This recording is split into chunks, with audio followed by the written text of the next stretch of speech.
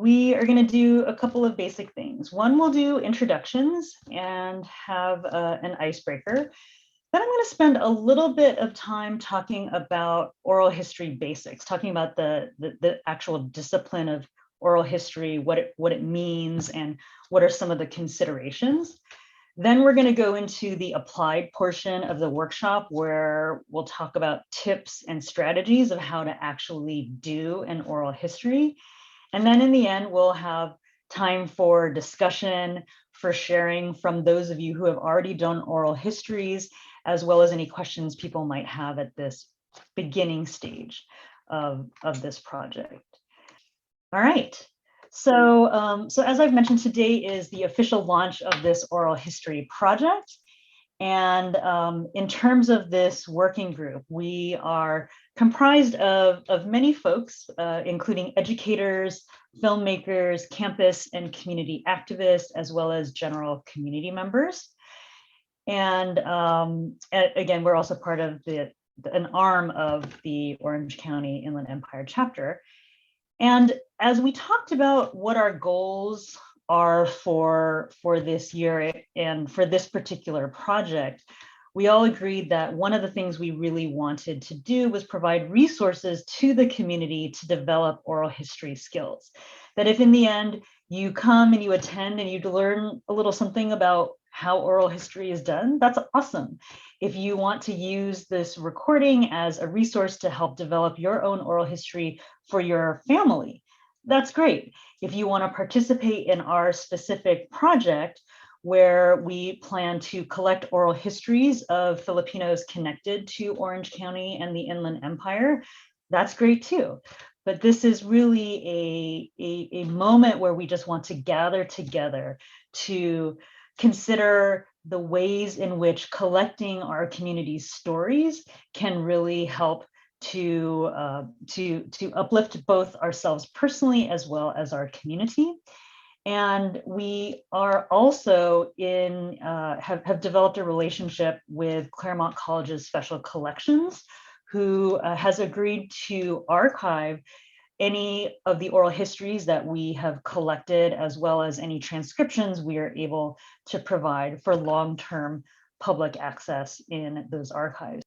So we as a group are super excited to get people involved and hopefully really put these stories and our community histories into an archive that will have long-term impact for future generations as well as future researchers.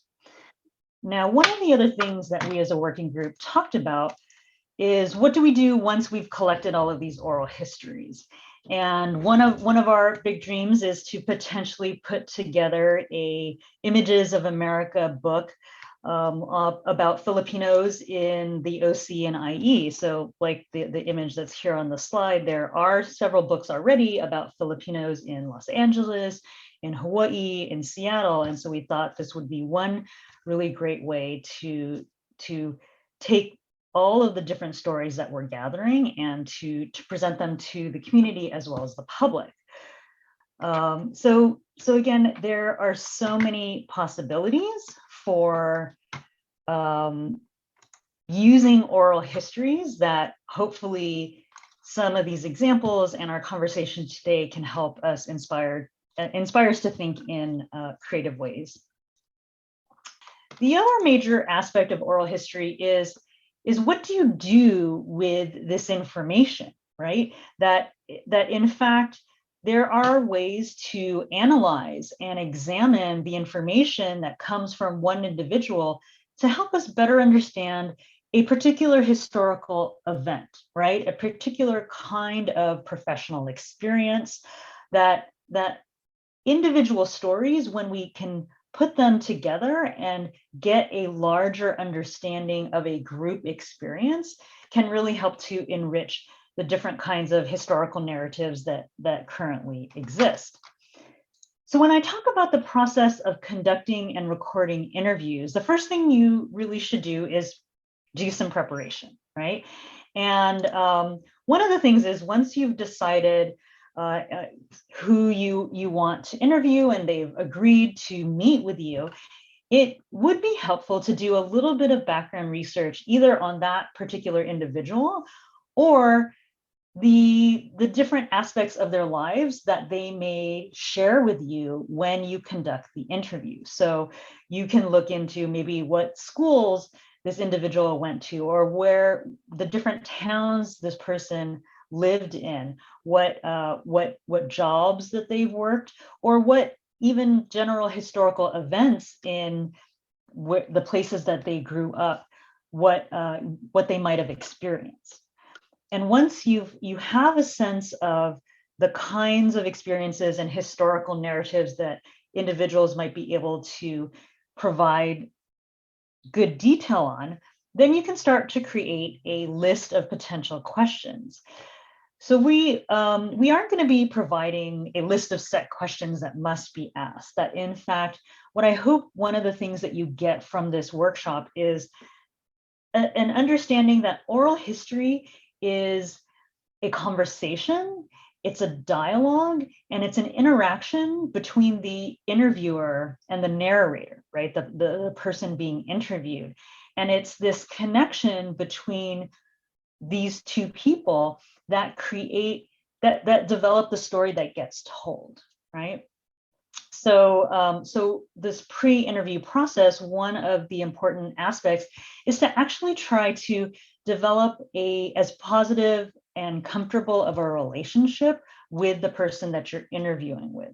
Because the more that they are comfortable with you, that they understand, why you're interested in talking to them, what you might want to talk to them about, the more comfortable they will be when you actually sit down and do the recording, right? Now, in terms of the interview process, in addition to bringing questions to the table, if you plan to interview someone, a really key part of the process is to be an active listener, right? That again, because this is an organic and fluid interaction between two human beings, that your ability to kind of listen to what the narrator is excited about and to ask follow-up questions to help them further explain whatever experience or event that they want to share with you can really lead to a very rich oral history. Now, it's also important to keep in mind that every time someone agrees to be part of an oral history, there's a reason, right? Maybe you're a family member and they want to spend more time with you. Maybe it's someone who is a mentor for you and they want to help give you some advice on how they were successful. Or maybe it's someone who feels like their story hasn't been represented in the historical narrative and that they feel it's important that future generations and members of the community are able to hear their particular perspective and story. So in terms of the product of the interview, the basic product that comes out of doing oral history is some sort of recording.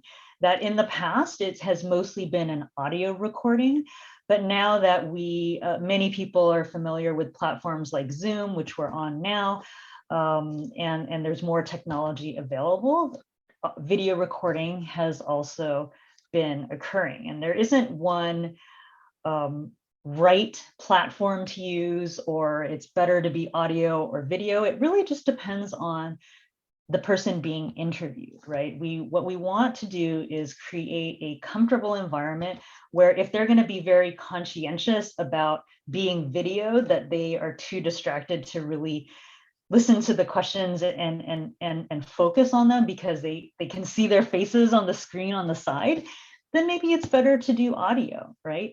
We will also talk a little bit about just internet accessibility, right? And that we want to make sure that whatever narrator we choose to work with, that we understand what their technology capacity is, right? That if they have a strong enough internet connection so that the recording will be clear enough, or if it's better to talk to them on a landline or on a cell phone. So, there'll be a slide coming up that talks about some of those aspects. Now, another product from oral histories is typically a written transcript.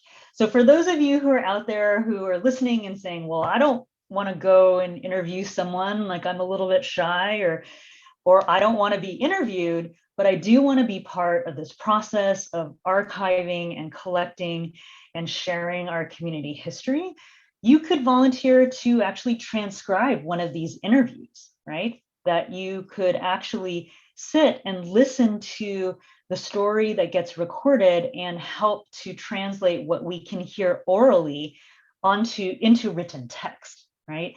And a transcript is really helpful, especially when materials get archived, because then you can search for certain kinds of keywords and say, well, I'm really interested in nurses in Orange County, right? So that if we have a set of oral histories and they can search by keyword or summary or whatnot, then it'll facilitate the use and increased use of the archive as well over time.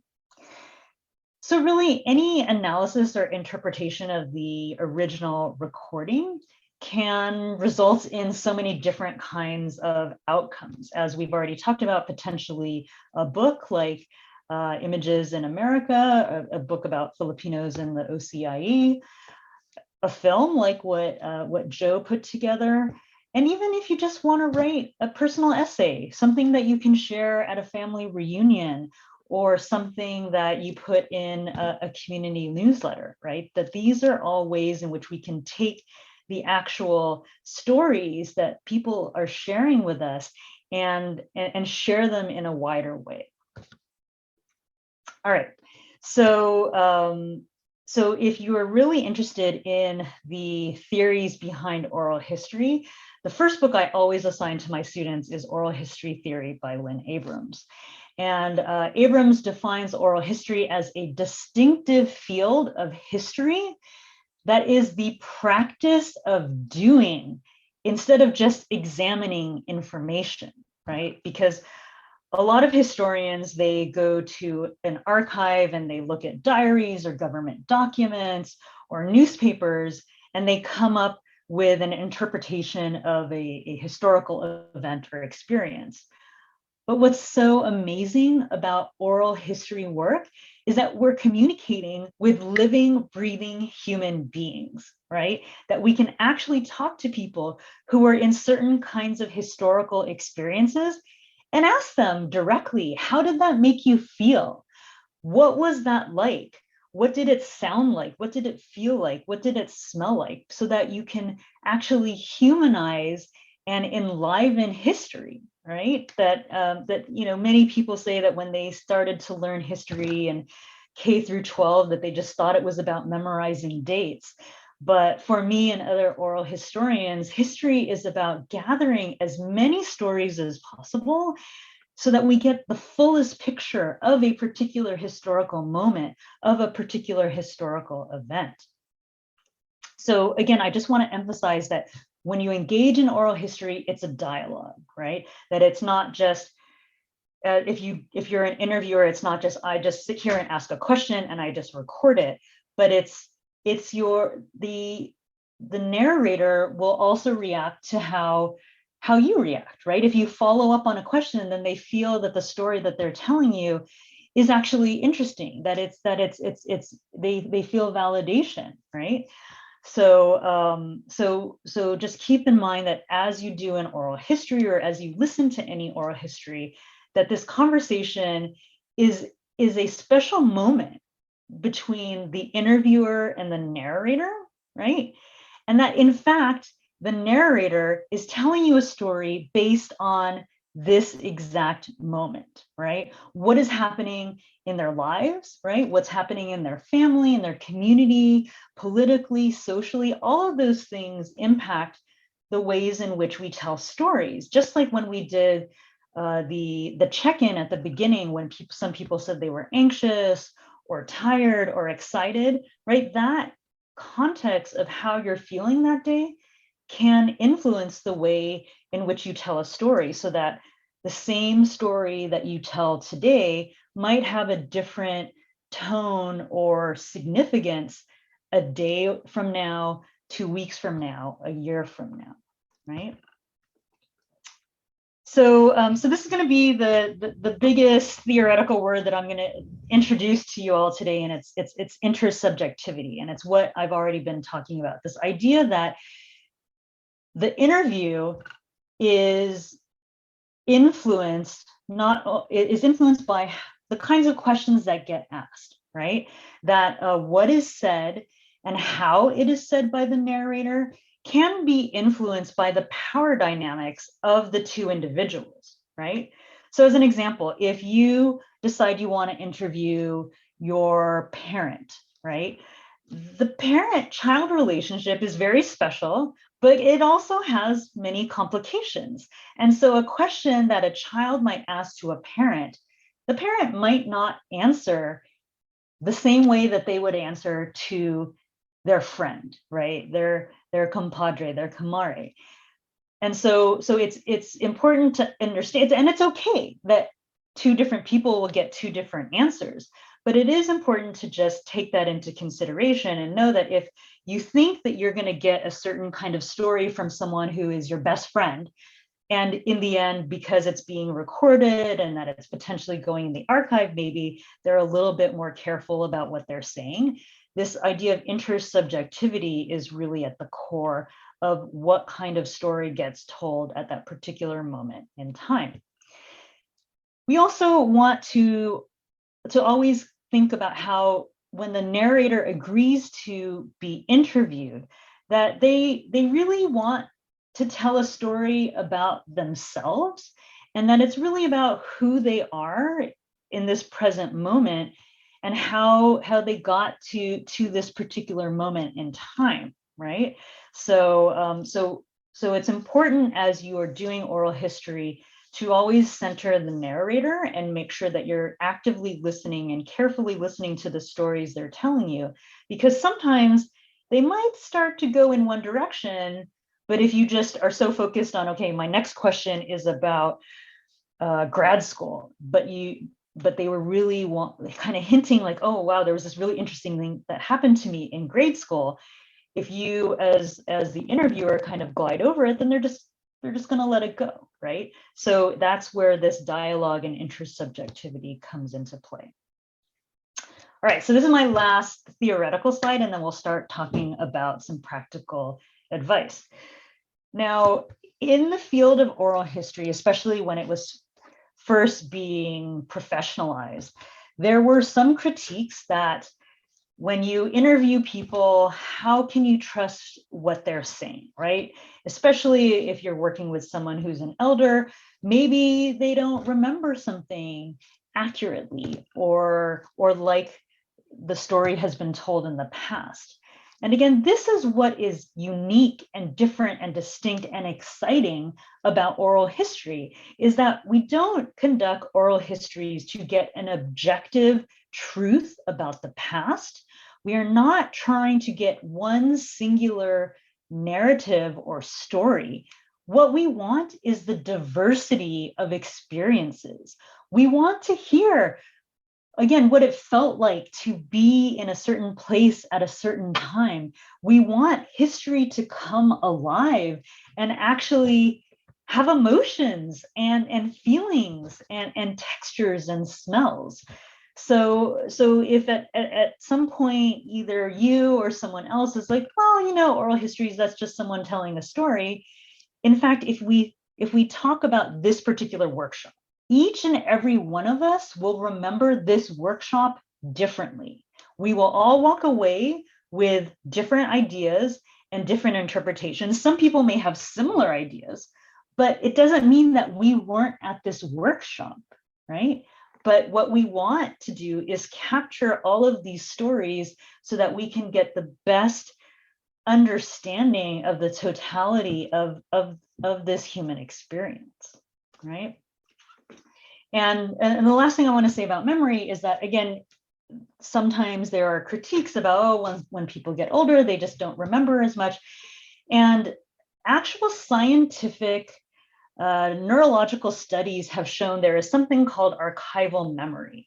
And archival memory are moments in your life where an event and an experience is basically burned in your brain, right? Like everyone's kind of heard that idea.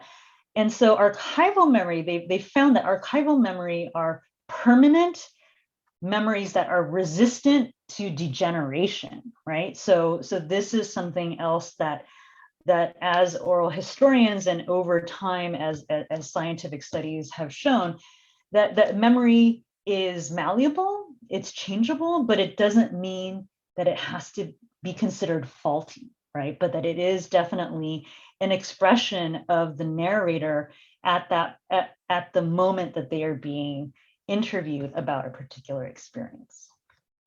Then let's start talking about how do we actually do this, right? Hopefully you're inspired to want to do this, or at least listen and transcribe or be interviewed. So as I said, there's a pre-interview process. And the first thing you should do is decide who you want to interview. Now, once you've decided who you want to interview, you should reach out to them. I think that sometimes folks feel that it's easiest to send an initial email, because there you can actually explain your purpose, if you're doing it just for yourself or a different community organization, or if you're doing it for part of this project. And you can also send them the consent forms, again, if you're going to be part of this project. But I really encourage you to engage with your narrator a couple of times before actually doing the interview, again, to create that sense of comfort and trust that you might want to give people some time to just think about if they want to participate.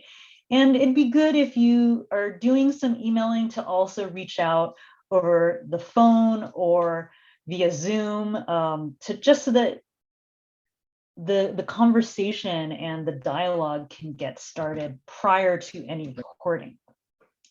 Now, once the narrator has agreed to be interviewed, you want to try to figure out what a good time and place is to meet. And really, my biggest recommendation is that you want to try to find a place that the narrator is most comfortable, but it should also be as quiet as possible, because you will be recording, at least auditorially, with minimal distractions.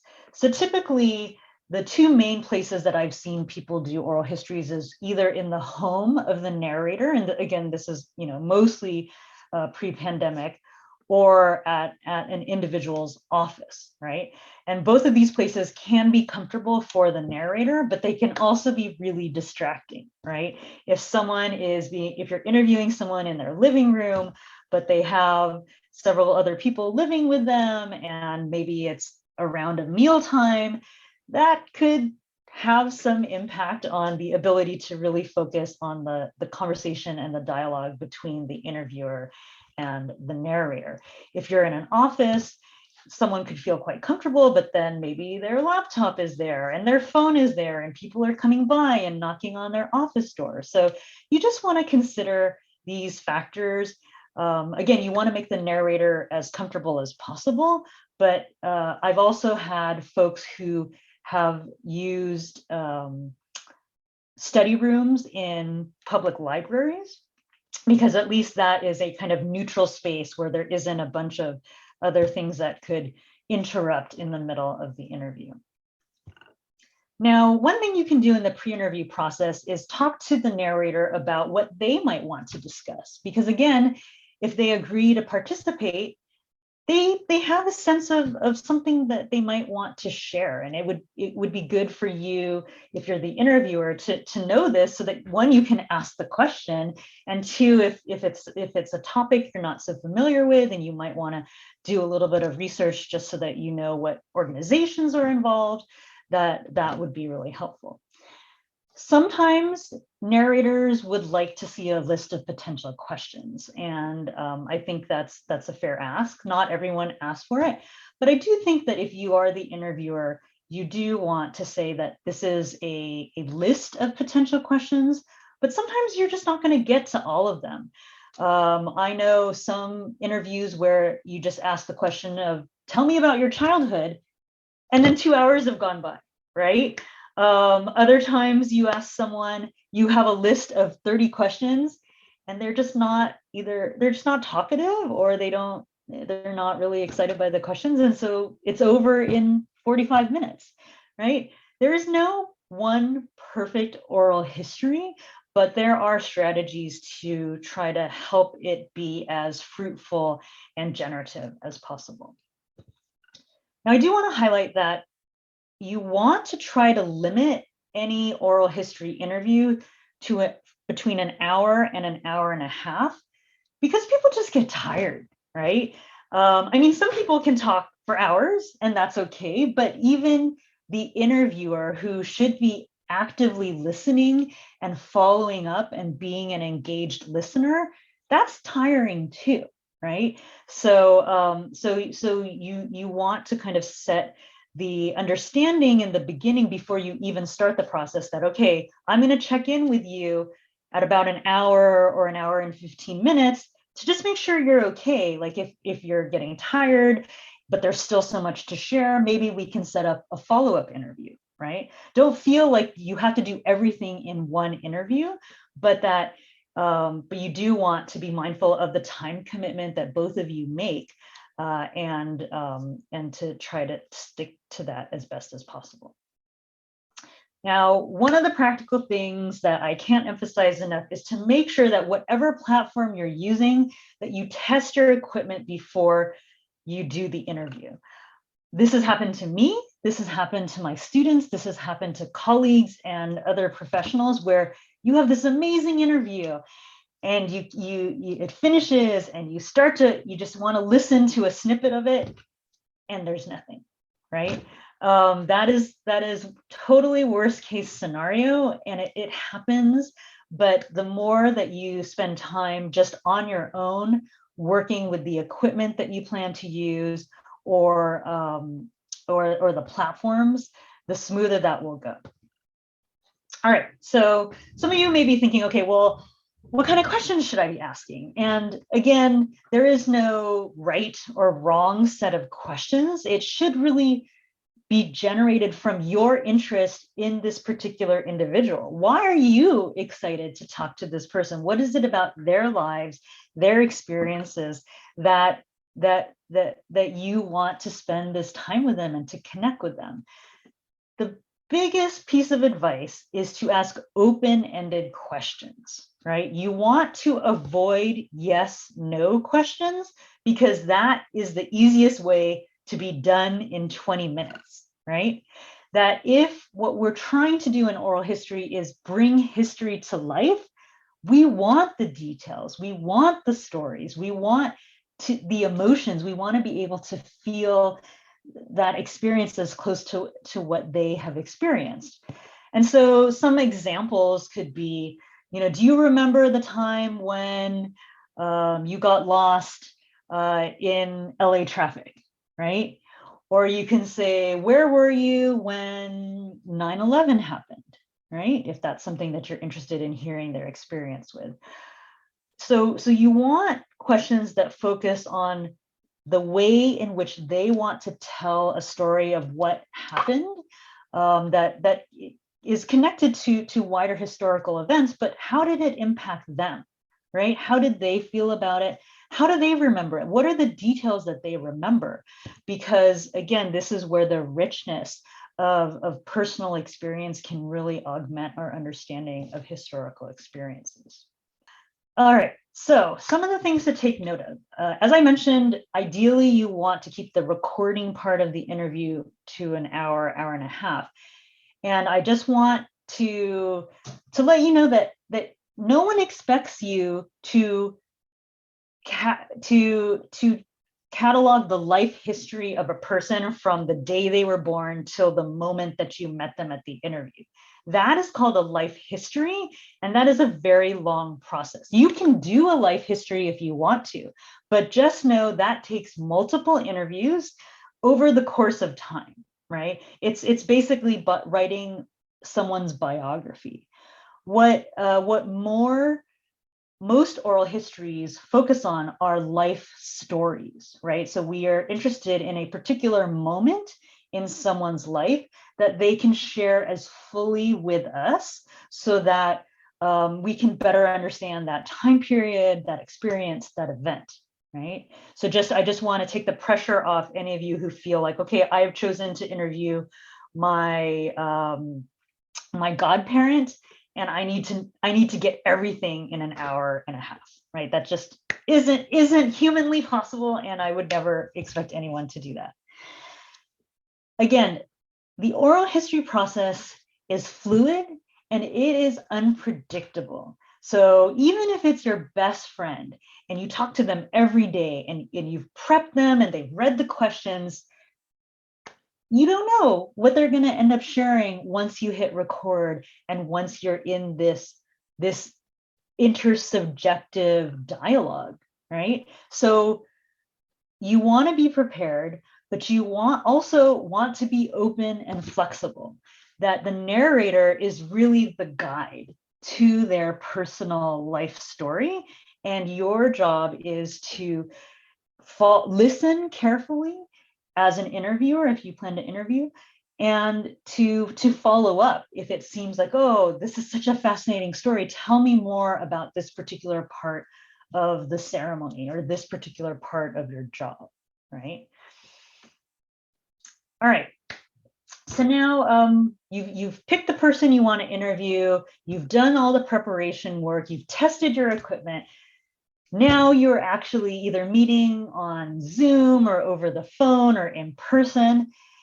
And again, before you push record, actually test it, because you want to make sure you can hear the narrator as clearly as possible, as well as yourself, because when someone does a transcript, they will want to hear the question you ask as well as the response. You want to start with just some basic informational questions. So their full name, their date and location of birth, whatever they're willing to share. And again, just as much as possible, engage in active and deep listening, following up on information that the narrator seems excited about.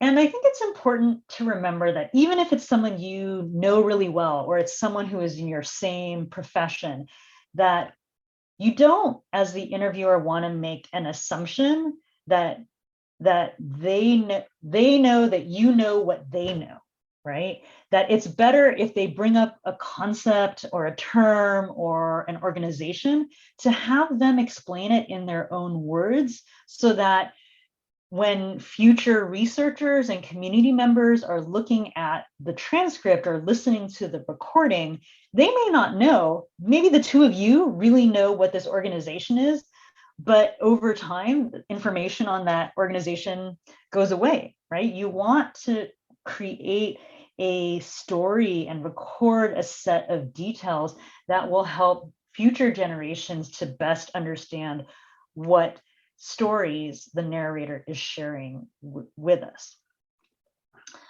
Now, it is important to be aware that sometimes there are questions that the narrator may not feel comfortable answering. And, there may be, and you may not know it, they may not even realize that they didn't want to talk about something.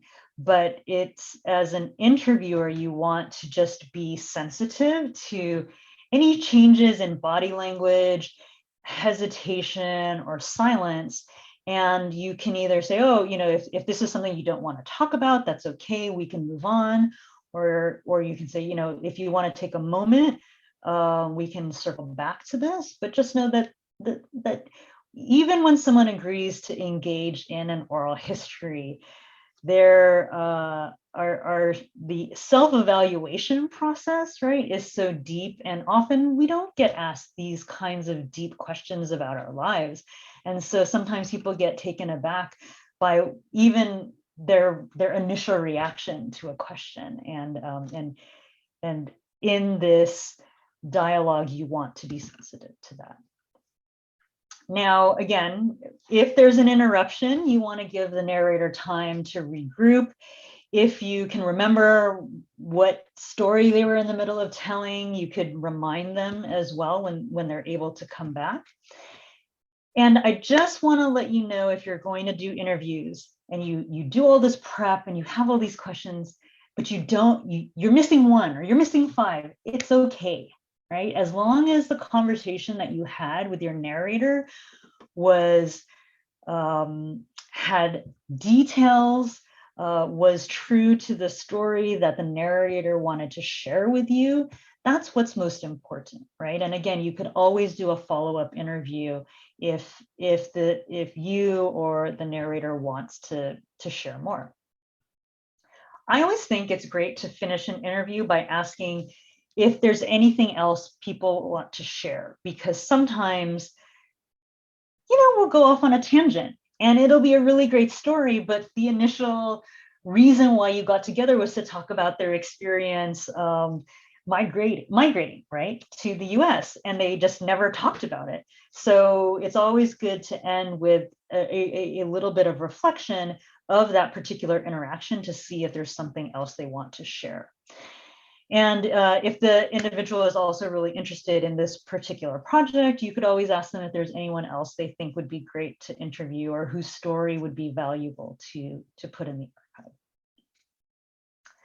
All right, so like I said, recordings for these interviews can happen online, over the phone, or in person, right? That it depends on the level of comfort with the narrator as well as the interviewer.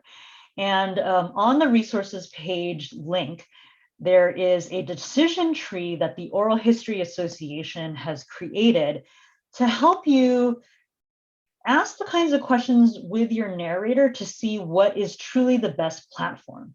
Because even if you are technologically savvy and you have all this bandwidth, if the person that you're interviewing isn't going to be able to be at the same bandwidth level as you, then, and the recording is poor, then that's not going to do their story and their history justice. So again, it may seem totally outdated, but there are still people with landlines, right? And especially if we want to talk to elders, there are apps out there that can record landline conversations. Of course, you will have already sent consent forms and they know that you're being recorded. There's no deception in it, but do not dismiss a landline of a narrator in case that is what they are most comfortable with. Because again, we want them to have a positive experience in this process. Cell phones are also a possibility.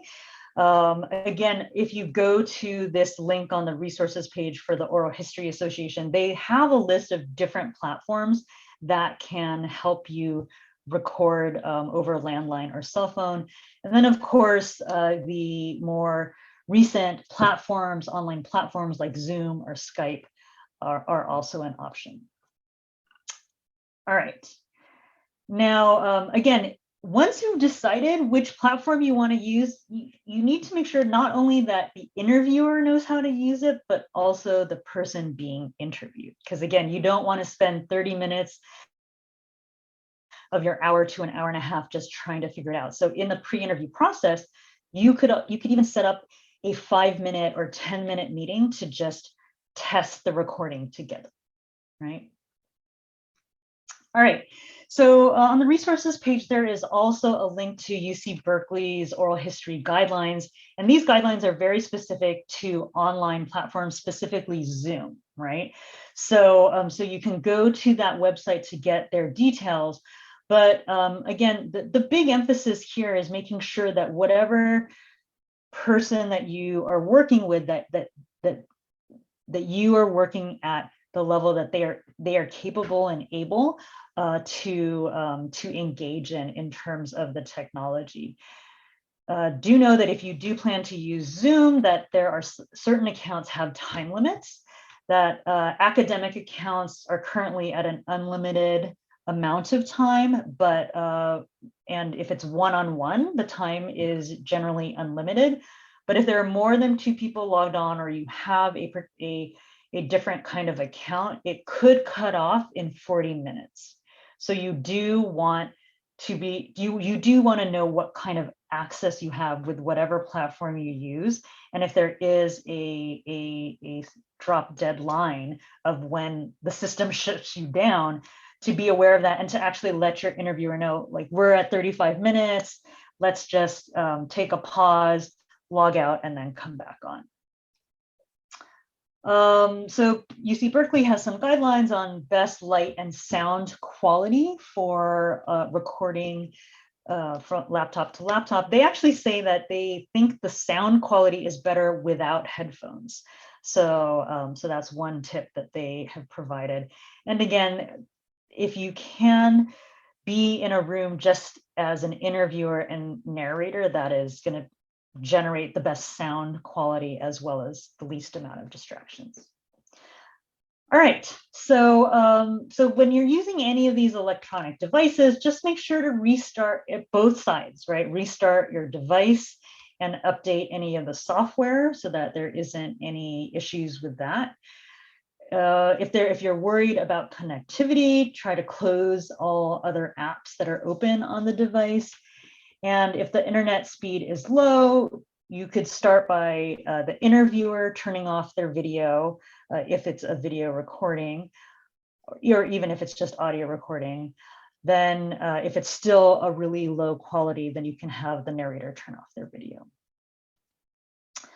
Now, this is advice for whatever platform you decide to use, if it's on the phone or in person or via Zoom. But after some of my students hear the horror stories of people whose recordings never happened, if you want to do a backup recording with another device, I do know folks who will record on their phone as well as Zoom if that's what they're doing, or a handheld device. Now, if you plan to do an interview in person, one of the big tips is to have a lapel mic. So lapel mics are pretty inexpensive. They're about $4 to $5 online. And the trick is that you actually don't need to clip it to the narrator. That because of the directionality of lapel mics, you could put it on a flat surface in front of them about a foot or two away, and that will pick up both the interviewer's voice as well as that of the narrator. Don't forget to have backup power, right? You don't want your phone or your laptop or your recorder to die in the middle of an amazing interview. And also make sure you have enough memory and space to store whatever on whatever device you're using. So like I said, some people use 2 recorders. And if ultimately you decide to do a video recording, if the narrator is comfortable with that, you want to make sure you're not too close, right? Again, sometimes people feel uncomfortable when the camera is right in their face. And it's also nice when the recording is at an angle, and so they can look, if the narrator's looking at the interviewer and then whatever's recording the video is to the side, that's a much more kind of natural and less intimidating setup for video. And of course, if you can avoid distracting backgrounds, I've seen many in oral history where it looks like feathers are growing out of people's heads because there's something beautiful in their home, but it is actually causing a strange visual disruption. Okay, so we're about to get into the open discussion Q&A portion. I want to give you just a general timeline. So say you're really jazzed about doing an oral history and you want to know, like, how much time is this going to take me overall? To select and set up an interview and do a little bit of contextual research, I would estimate it could take about a month. Of course, it could take less. Of course, it could take more. But even just finding a good time between 2 people with busy schedules can take a while, right? To conduct the interview, like I said, it should be limited to about an hour to an hour and a half, but there'll be time to test. You need time to test your recording in the beginning and then chit chat afterwards. So estimate about 2 hours for that. And then you want to make sure you're collecting all the forms if you're going to submit to the archive, and create an interview summary or provide some keywords so that even if there isn't a transcription right away, that if it gets archived, people can still search for these keywords in your summary to identify which oral histories might be helpful for them. Now, for those of you who are interested in transcription, the industry standard for transcribing is 10 minutes of typing per recorded minute. So that means an hour interview is going to take about 10 hours to transcribe. It's a lot. And my students often say that that industry standard is way too fast. So there are transcription softwares out there like Google that will take an audio file and do a first pass at transcribing, but those softwares sometimes are not as helpful if English is a second language to someone, or if someone has a non-traditional accent that software doesn't recognize. So just be warned that sometimes transcription software is harder to backtrack from than to just listen to what you hear and to do it from scratch. Now, the last part of this process would be to email the working group and upload your materials that will go into special collections at the Claremont colleges. And again, depending on how familiar you are with Box and uploading, I think it shouldn't take too long, and that should be kind of the icing on the cake. But you know, if you're really focused and you know exactly who you want to interview, and you know you have a chunk of time to do all of this work, this process could happen in a couple of months. This launch is just the beginning of a long-term commitment to archiving stories of Filipinos in Orange County and the Inland Empire. So hopefully this has given you some good tips and some inspiration. I do want to just share some final tips. And these are: one, it's okay to be nervous, right? That even if you've been doing this many, many times, it may be the first time you meet someone in person, right? Or it's someone you really admire, and that's okay. It usually becomes easier after the first question or two, once people get into a groove of that dialogue. And again, make sure you check your recording before you start, be flexible and attentive, and take breaks as needed, right? So say it just is a bad day for the narrator or the interviewer, it's okay to give each other the grace to reschedule if needed.